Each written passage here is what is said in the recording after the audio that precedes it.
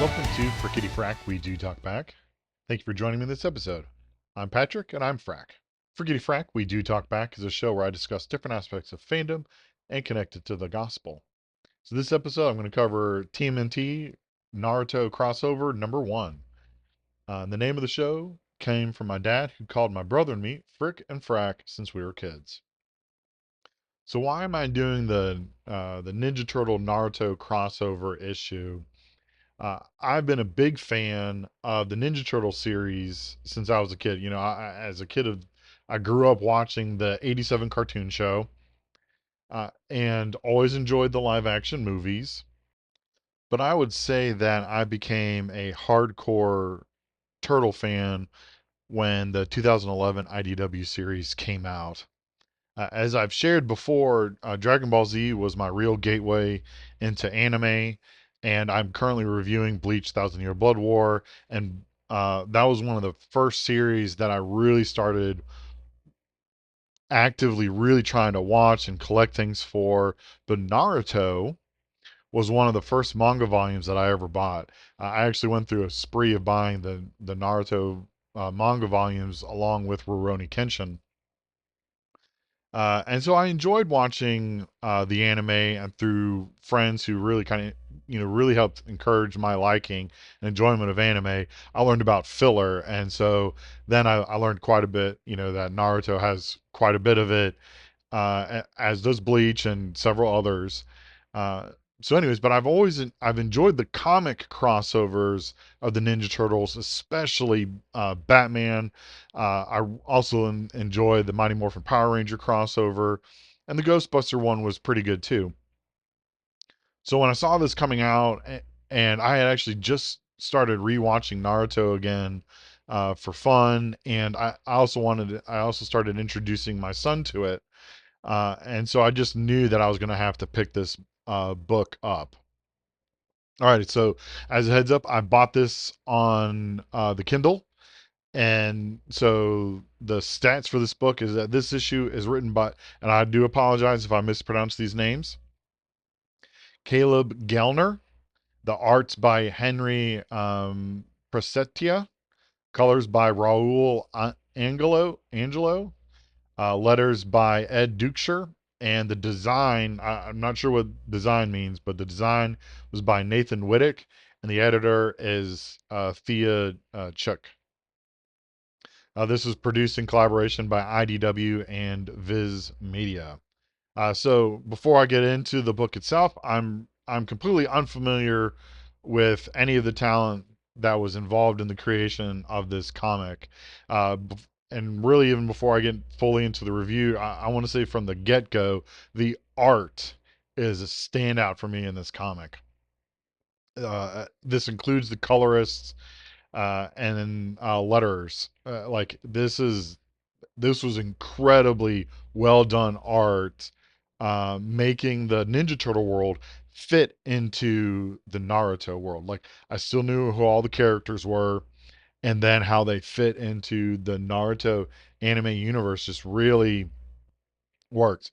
Also, with the little bit that we get of this issue, we kind of have a general idea of when this issue takes place in the overall grand scheme of the Naruto story arc, that this takes place after the Chunin exam, but before the Sasuke retrieval arc, because Tsunade is Hokage, and Naruto is aware of Kurama, and Sasuke thinks about Orochimaru.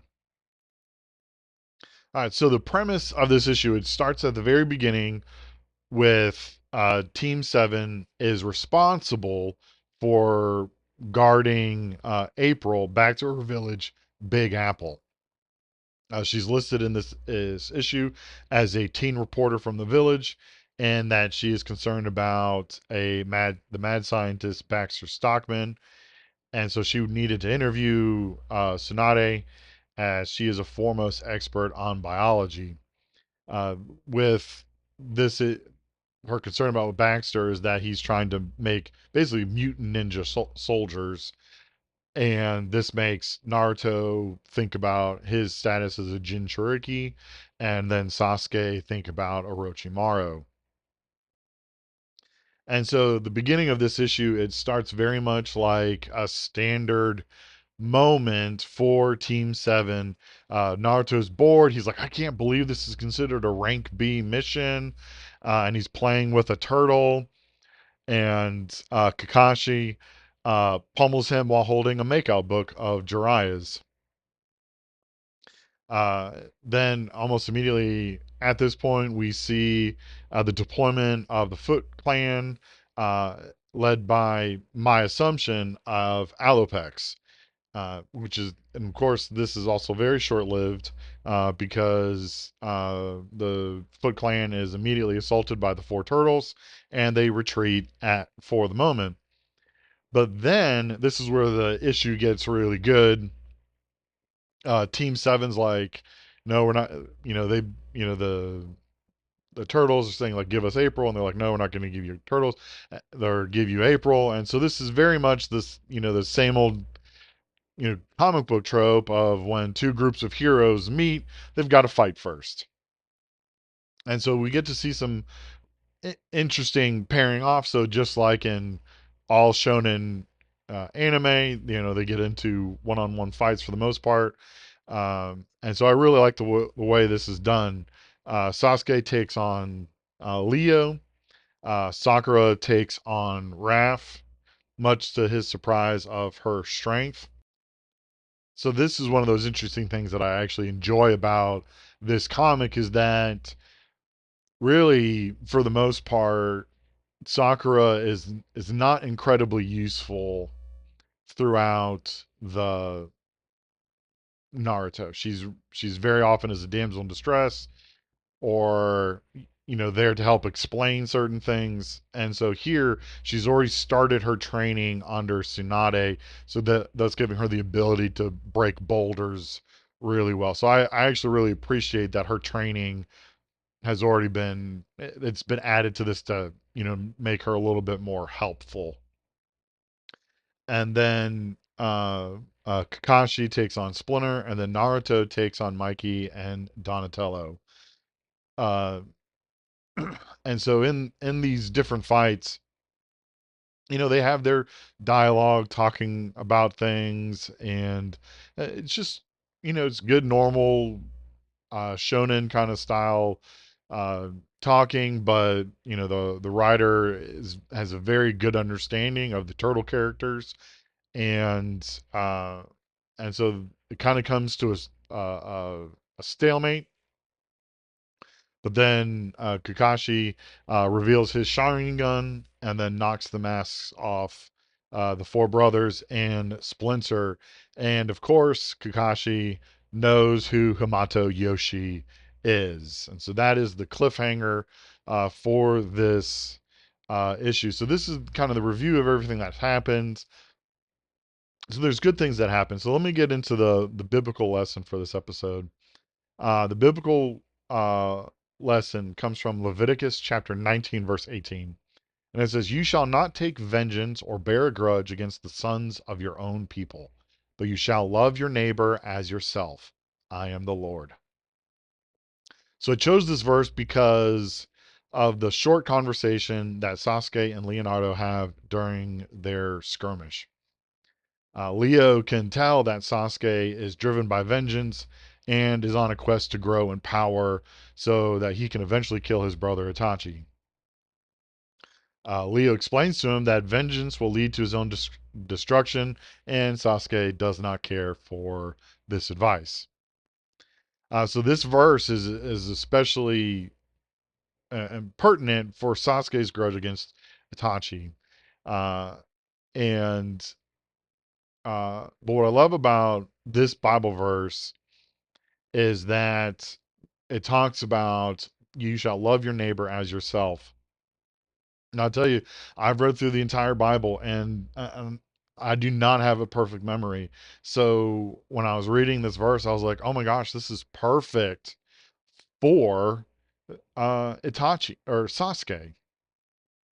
And the other part about this is that, to be honest, most people equate love your neighbor as yourself as the second part of the greatest commandment and attached to this good Samaritan parable. But it's right here in the Old Testament, God calling for us to love our neighbor. And so I chose this verse because there's so much division going on in the world. I see Christians going after fellow Christians. I mean, it's not good. Americans going after Americans, and actual neighbors wanting vengeance against their neighbor because of the way they voted, who they supported, all of these different things, for having different political views. And I see this on both sides. I'm not saying one side is more uh, guilty of this than others. So ultimately, we'll need to see the effect that Ninja Turtles have on Sasuke, and to see if Leo's concern actually does help him out. But I want to encourage each of us that are listening to take heart about vengeance or hating your neighbor, instead of practicing this teaching that is foundational to Christian life, and that goes all the way back to the Old Testament of loving your neighbor as yourself. Are you going to let division define your relationship with someone else? Or are you going to have the love of Christ define your relationship with someone else? So I encourage you in that today. All right. So, what am I going to do? Uh, how am I going to rate this book? For me, this book is a solid 4. I have to knock it down from perfect because, to be honest, there wasn't enough. The art was top notch. It felt like Naruto, including the Ninja Turtle into their world. Uh, Everything that came together, it was just great. It just wasn't enough. And uh, but there's such a large cast of characters. I mean, just Team Seven, that's 4 characters. Then there's the Ninja Turtle characters in this issue, and that's 5 people in the Hamato Yoshi clan, and then including April. So there's 10 people right there, and then that's not even including villains. So this is a large undertaking to tell the story, and it's very admirable.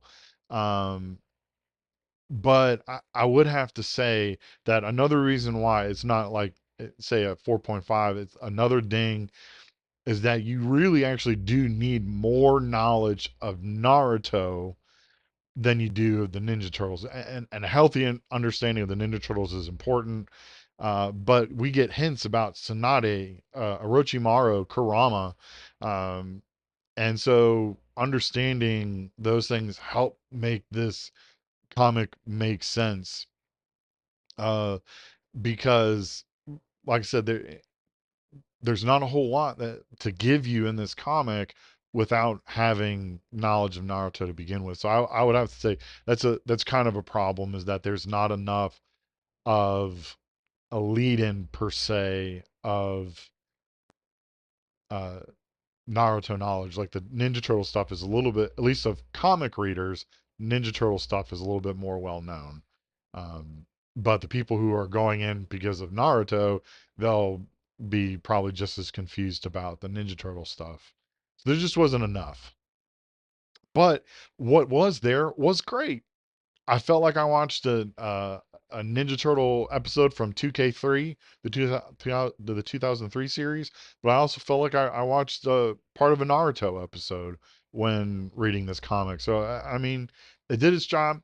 There just needs to be more, and the price tag for this particular comic is 4.99, and it just for 4.99 you probably could have added a few more pages to maybe expand the story a little bit, or at least get a greater understanding of the Naruto history, because I think the history of the Ninja Turtles is going to be kind of explained more in the second issue. But I'm looking forward to it.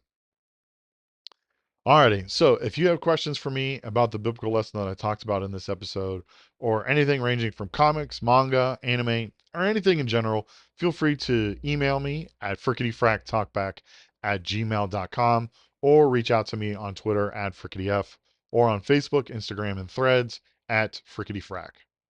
You can also leave a comment in the video below, and comments are available on Spotify. So please rate, review, and subscribe, all that fun stuff. Know that I love you. Most importantly, God loves you. And my ninja way is cowabunga.